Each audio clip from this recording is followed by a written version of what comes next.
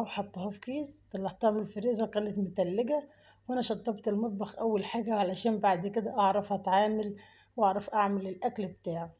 طبعا بشكر كل الناس اللي بتدخل عندي على القناة وبتكتب لي كومنت إيجابي وكمان بتدعي لي دعوة حلوة من قلبها.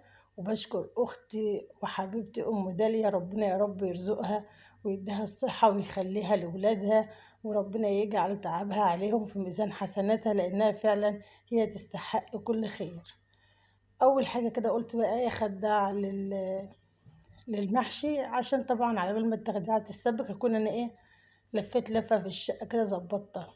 ضربت رتل من عصير الطماطم. طماطم المحشي أنا ما بصفهاش، بتكون جميلة جدا والله ما بيكون فيها أي حاجة.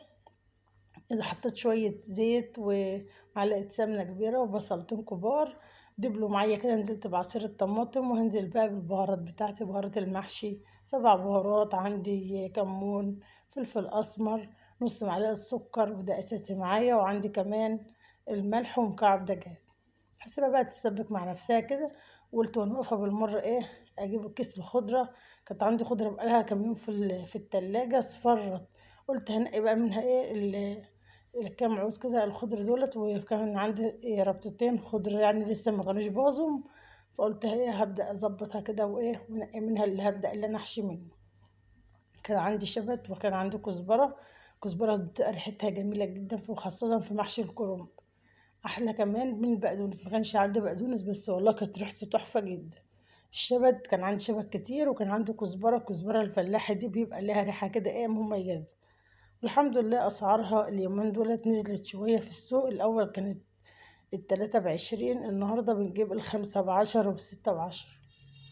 أنا لما بيكون عندي خضرة كتير في التلاجة بغسلها وبقطعها وبعبيها أكياس، بتنفعني جدا وكمان بيبقى طعمها حلو وما بيتغيرش ولا أكني لسه جايباها من السوق. بصراحة بتكون جميلة جدا. هنا كده خلاص نقيت شوية الشبت دولت وكمان الكزبرة. طبعا بشيل العود الأصفر عشان بيكون كده ملوش طعم بقى في التخديع. تمام، فبنقي العيدان الخضر.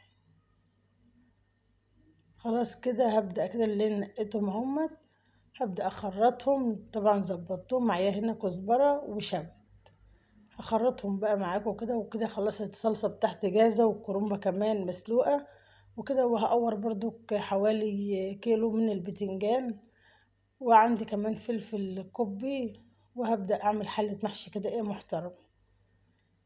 يومنا سهل وبسيط كده وسريع واقتصادي. وهنا كده كنت بعت جبت 3 اوراق، قسمت الورك على 2، احنا 4 افراد. انا جايبه 3 اوراق ما شاء الله حجمهم كبير، قطعه 120 جنيه. وهنا كنت لفيت حلة المحشي. عندي قورت كيلو من البتنجان وكان عندي فلفل الكوب ده كان جميل جدا، كنت انا شاريه معاكم في مشتريات يوم الكشري. وقمت جايه على طول عامله حلة محشي كده ايه محترمة. وظبطت وقطعت الوراك وسلقتها وهسيبها بقى تستوي مع نفسها كده. وكان يوم سهل وبسيط وما شاء الله الحمد لله عدى على خير. وهنا الوراك ما شاء الله جميلة جدا. يعني الفرخة بتقطع 190 و200، أنا جبت ال3 اوراق دول وحجمهم حلو وما شاء الله ب120 جنيه. يعني الورك كبير، فقسمت الواحد على 2. وهنا هبدأ بقى سقة المحشي هغطي عليه. وهنا الوراكية كانت استوت هبدأ أشيلها وأحطها تحت الشواية ده مسحة سمنة كده وفلفل أسمر وملح. وخلاص هنا في الوقت ده كان المحشي بتاعي استوى، هبدأ أفرغ غدايا. وكنت كمان روقت الشقة وكانت تستلم وخلصت كل اللي ورايا. يوم سهل وبسيط وجميل. لازم نصلي على سيدنا محمد علشان ربنا يبارك لنا في كل حاجة بنعملها ويبارك لنا في ولادنا. وربنا يبارك لكم في ولادكم ويحفظهم لكم جميعا. أتمنى لو وصلتوا معايا لحد هنا ما تبخلوش عليا بلايك جميل منكم وكمان اشتراك في القناة وفعلوا الجرس على الكل علشان توصل لكم كل الإشعارات الجديدة. بصراحة كان يوم ممتع جدا. وشوية المحشي دول أنا مش عايزة أقول لكم كانوا قلبين الدنيا وريحته جايبة لآخر الشارع. وكمان وأنا بعمل المحشي قمت جاية فاتحة قرن فلفل حامي كده وقمت حطاه في قلب المحشي. حشيته يعني بيدي ريحة ممتازة جدا. والبتنجان بتاعي ما شاء الله جميل جدا. طبعا بألف هنا وشفاء لكل اللي كان منه. أتمنى يا رب إن أكون ضيفة خفيفة عليكم، وأتمنى إن يومي يكون جميل معاكم.